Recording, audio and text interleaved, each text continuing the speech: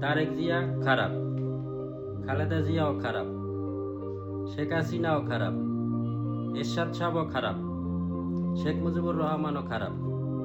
ভালো কে, আপনি না আমি?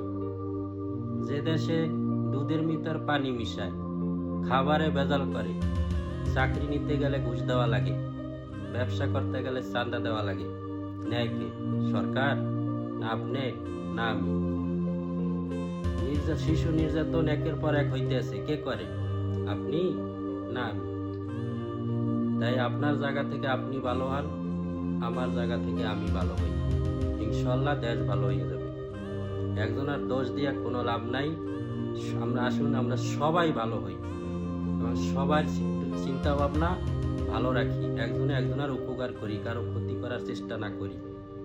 ইনশাল্লাহ আমাদের দেশ সুন্দর হবে, সমাজও সুন্দর হবে এবং ভালো থাকবে।